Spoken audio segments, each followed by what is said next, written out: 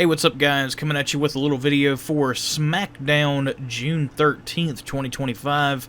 This episode was really good, in my opinion. This is one of the better Smackdowns I've seen in a long time. Now, usually I start these things off with the ending segment because that's usually where the bulk of the good stuff is, but for this specific show, it all happened at the start. Well, not all, but this right here was a very good start to the show. We had John Cena coming out there. I really didn't even know John Cena was going to be at this show. He comes out there, delivers us a good promo, and then Cody Rhodes' music hits, and he comes out there, and he talks to John for a little while.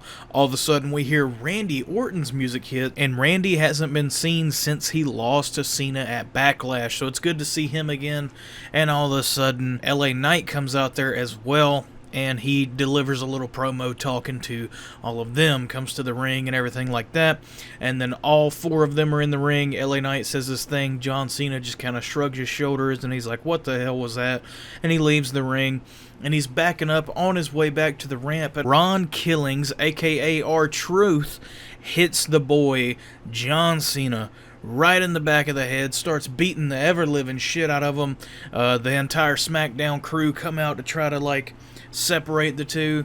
Amazing start to the show. It was beautiful. I loved it. It was a pretty long segment. It was like 20 minutes long, but it was a really good 20 minutes. And there's another long segment that happens later in the show that arguably would be better. I think it was better, and I am biased, but we'll get to that later.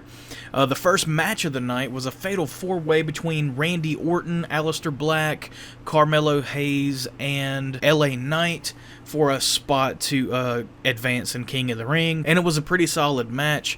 For some reason, the New Shield comes out there and beats the hell out of LA Knight again. I guess this is going to give LA Knight a reason to keep messing with them.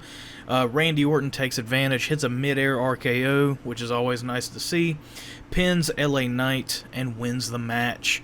Shouts out to Randy Orton. Then we had another good segment. Jacob Fatu comes out there, delivers a little promo for us, and then Solo Sikoa comes up on the little screen there, talking about how Jacob Fatu next week, he's going to be face-to-face with Jacob Fatu, and they might just be able to rekindle and be good again.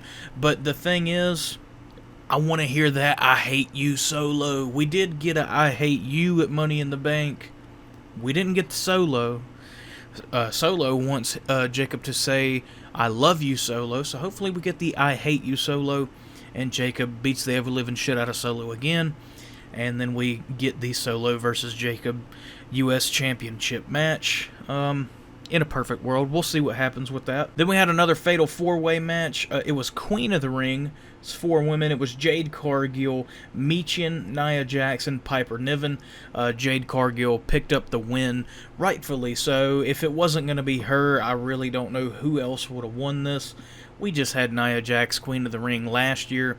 One of the most boring women's champions I've ever seen. I'm sorry for any Nia Jax fans out there, but it just wasn't. It wasn't it. We had Naomi come out there and deliver us a promo. Tiffany Stratton did interfere, or not interfere, but her music hit and she come out there and talk to her as well. And then all of a sudden, Nia Jax comes out of nowhere to beat up Tiffany Stratton as Naomi is leaving the ring. And it looked like Naomi was going to cash in for a second, but Nia Jax was like, no, don't do it. Naomi better not be the first woman to fail at a cash-in. I swear, if that happens, that is horrendous. She needs to win the belt and have a good reign. Don't do her like Jay. Don't do her like Jey Uso. Don't do her like Kofi Kingston. Come on. Let's let her have a good reign, guys. Come on. We had a tag match between the Machine Gun Kellys, whatever they're called, the Motor City Machine Guns, versus the Wyatt Six. It was Gacy and Dexter Lumis, and the Wyatt Six picks up the win, obviously, because why wouldn't they? And I hope that they push the Wyatt Six to the moon. They came, they saw, and then they left.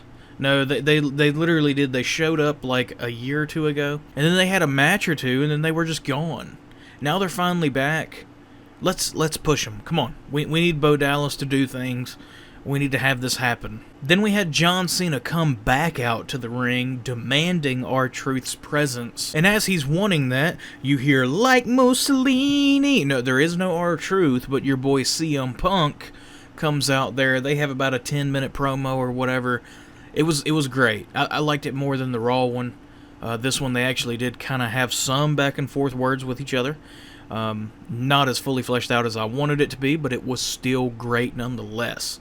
And the ending was fantastic. CM Punk leaves the ring. He's walking back towards the ramp. All of a sudden, R-Truth again comes up behind Cena, puts him in the STF, and CM Punk picks that mic back up, and he says, "John, I'm sorry, but the truth hurts." And it was just the best cherry you could put on top of the cake right there. R-Truth messing with John Cena. CM Punk versus John Cena. This is great. This is great. I'm loving where they're going with this specific thing here. And then moving on, we did have a fatal four-way match between 4 more women for the Queen of the Ring thing. It was Alexa Bliss, Charlotte Flair, Alba Fire, and Candice LeRae. Alexa Bliss picked up the win, rightfully so. If Charlotte would have won this, I would have rioted. And Alba Fire and Candice LeRae are just, I don't even really know who they are, to be honest with you. But yeah, Alexa Bliss picked up the win. Finally, she won something after coming back at Royal Rumble like 6 months ago. And then the finale of the night, it was Cody Rhodes versus Damian Priest, Andrade, and Shinsuke Nakamura. Sorry, it took me a minute to remember that. And Cody Rhodes picked up the win, rightfully so. So all the King of the Ring and Queen of the Ring matches went the way that I wanted them to, which was good. There's a couple backstage segments that I didn't bring up. One thing I did mean to bring up that I didn't, we're all the way at the end of the video now, is whenever CM Punk and John Cena are having a promo in the ring, CM Punk's basically telling John, like, hey, you can't end off as a heel. We need you to turn babyface by the end of this. And he says, give them a happy ending, John. And somebody in the crowd yells, give me a happy ending, John. It was great. If you don't know, that's like a reference to a massage parlor that has happy endings. If you're not 18 or older, I wouldn't look that up. It's inappropriate stuff. But yeah, I hope you guys did enjoy the video. If you did, drop it a like. If you did not, drop it a dislike. If you guys want to see more videos like this, hit the sub button. We'll see more. Other than all that stuff, I'll see you guys in the next one. Bye-bye. Your arms are just too short to box with God.